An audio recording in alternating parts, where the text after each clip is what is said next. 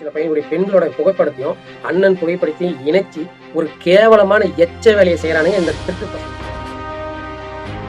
ஸ்டாலின் அவர்களையும் சங்கீதா அவர்களையும் இணைச்சு வச்சு பேசின திருட்டு பசங்க. ஆடு கட்சியில இருந்தா என்ன வேணா பண்ணுவீங்களா அப்படின்னு பெரிய புடிங்கி நீங்க ஆண்டுட்டீங்க. ஏண்டா வந்து 2 மாசம் தான் ஆகுது.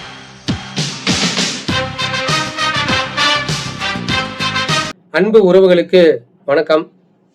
டிவி காட்சியில் நடக்கக்கூடிய தவறுகளை எடுத்து நம்ம பேசணும் அப்படின்னா நம்ம கமெண்ட் பாக்ஸில் வந்து கண்டவேன்னு திட்டுவானுங்க, கெட்ட கெட்ட வார்த்தையா, அந்த மவனே இந்த மவனே அப்படி இப்படின்னு. நாம் அதை கடந்து போயிட்டோம். சரி, இவங்களுக்கு அறிவு இல்லை, அறிவுன்னு தான் பதில் சொல்லுவானுங்க. அறிவு இல்லாதனால தான் ஆபாசத்தையும் அவதூறையும் கையில் எடுக்கிறாங்க அப்படின்னு நம்ம கடந்துடுறோம்.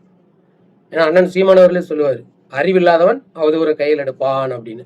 ஆனால் இப்போ புதுசாக என்ன பண்ணுறாங்கன்னா, இதே டிவி காட்சியில் நடக்கக்கூடிய தவறை எடுத்து பேசுகிற பெண்கள், நாம் தமிழ் கட்சியில் பயணிக்கூடிய பெண்களோட புகைப்படத்தையும் அண்ணன் புகைப்படத்தையும் இணைச்சி ஒரு கேவலமான எச்ச வேலையை செய்கிறானுங்க இந்த திருட்டு பசங்க. உங்களுக்கு அறிவு இருக்குதா இல்லையா? சரி, எங்களை தான் திட்டுறீங்க, நாங்கள் கடந்து போகிறோம். நம்ம ஒரு பெண்ணை திட்ட போகிறோமே, அதுலேயும் ஆபாசமாக அவங்கள சித்தரிக்கிறோமே, அவங்க என்ன நினைப்பாங்க, அவங்க மனசு கஷ்டப்படும் அப்படின்ற கொஞ்சம் கூட அறிவு இல்லை உங்களுக்குலாம். உங்களை பெற்றதும் ஒரு பெண் தானே. இப்போ நீங்கள் இப்படி புகைப்படத்தை சித்தரித்து போடுறீங்கள, நாங்கள் கோபப்பட்டு உங்கள் குடும்பத்தில் இருக்கிற அம்மா, அக்கா, தங்கச்சி, மனைவி, மகள் இவங்க ஃபோட்டோவெலாம் எடுத்து உங்கள் முதல்வர் விஜயோட சித்தரித்து போட்டால் உங்களுக்கு எவ்வளோ மனசு வலிக்கும். அந்த கேவலமான வேலையை நாங்கள் செய்ய மாட்டோன்னு உங்களுக்கு தெரியும். ஏன்னா எங்கள் அண்ணன் அப்படி எங்களை வழி நடத்தலை, உங்கள் தலைவன் உங்களை அப்படி வழி நடத்தலாம். ஏன்னா தலைவன் எவ்வளியோ தொண்டன வழி. ஏன்னா நீ ஏற்கனவே திரிஜாவோட சுத்துறதையும் வந்து முட்டு கொடுத்த திருட்டு பசங்க தாண்டா.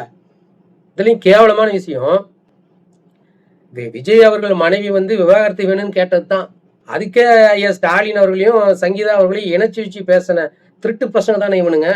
அதுலேயும் கேவலமாக சித்தரிச்சுலாம் போட்டானுங்க.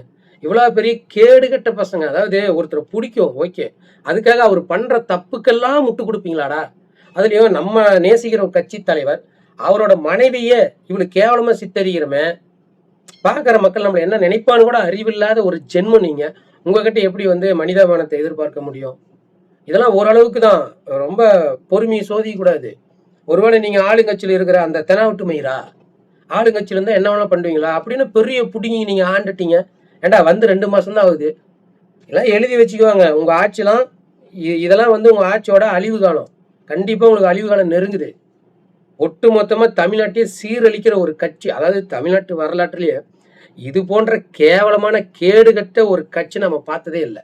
எதுக்கு எடுத்தாலும் அவருக்கு முட்டு கொடுக்கறது. விஜய்க்கு எதிரே யாராவது பேசிட்டா உடனே கைது நடவடிக்கை, அப்படி இல்லையா பெண்களா உடனே ஆபாசமான தாக்குதல். உங்களை பெற்றது ஒரு பெண்ணுடா, கொஞ்சம் தெரிஞ்சுக்காங்க. நாங்கள் இது கோவப்பட்டு இப்போ ஏதாவது பண்ணோம்னு வச்சுக்காவே, அப்போ உங்கள் குடும்பத்தில் இருக்கிற பெண்களாம் மனசு கஷ்டப்படுவாங்க. அதெல்லாம் நாங்கள் பண்ண மாட்டோம். ஏன்னா எங்களுக்கு நாகரீக அரசியல் தெரியும். உங்களை மாதிரி அறிவில்லாத பிள்ளைங்க நாங்கள் கிடையாது அவர் ஒரு கையில் எடுக்கிறதுக்கு. சரி, அப்படி நாங்கள் என்ன தப்பாக கேள்வி கேட்குறோம் சொல்லு.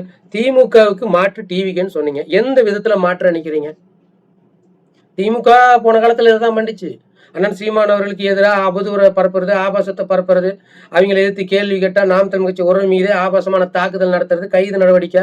இப்போ அப்படியே டிவிக்கே பண்ணுது. இது எந்த விதத்தில் நீங்கள் மாற்று அரசியல் கொடுத்துட்டீங்க? மயிரை பிடிங்கிங்களா? என்னடா மாற்று அரசியல் கொடுத்துட்டீங்க? எச்ச நாய்ங்களா? தண்ணீர் எல்லோருக்கும் பொதுவானது, அது இலவசமாக ஆட்சியில் தருவன்னு சொன்ன எங்கள் அண்ணன் எங்க ஏண்டா பண்ணாடிங்களா?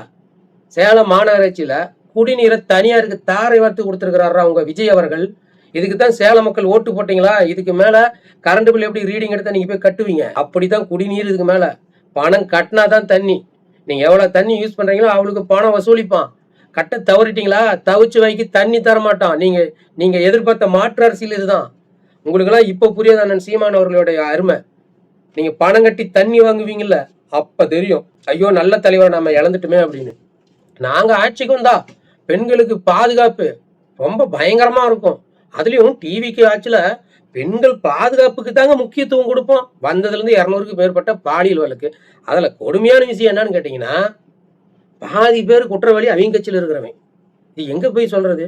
உங்களுக்கு பிடிச்ச ஒருத்தர் நிக்கிறாருன்னா அவரு கீழே நிக்கிறவன் எந்த மாதிரி ஆளு, அவன் நல்லவனா கெட்டவனா இல்ல பொறிக்கலாம் பாக்குறதுல ஓட்டு குத்தி தள்ளிடுது. இப்ப கடைசியா தலையில துண்டை போட்டு நிக்க போறீங்க. இதேதான் கரூர்ல 47 பேர் இறந்தாங்க, விட்டுட்டு ஓடிட்டாரு. பல விமர்சனம் வந்ததுக்கு அப்புறம் கண் துடைப்புக்காக 20 லட்சம் கொடுத்தாரு.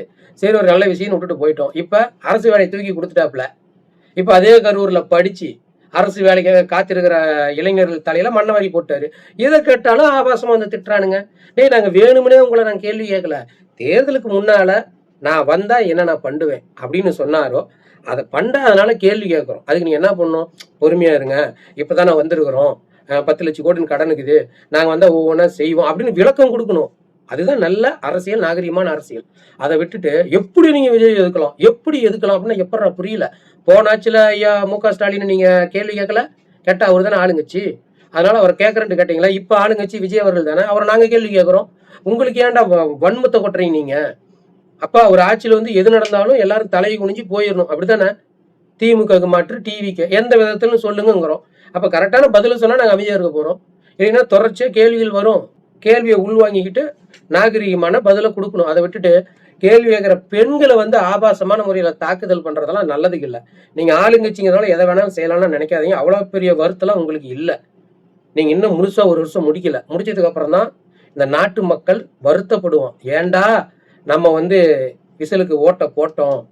விஜய் அப்பயே சொன்னாரு, ஏண்டா இந்த விஜயை தொட்டன்னு வருத்தப்படுவீங்க. கண்டிப்பா ஒரு வருஷம் முடியிறப்பயே நீங்க வருத்தப்படுவீங்க.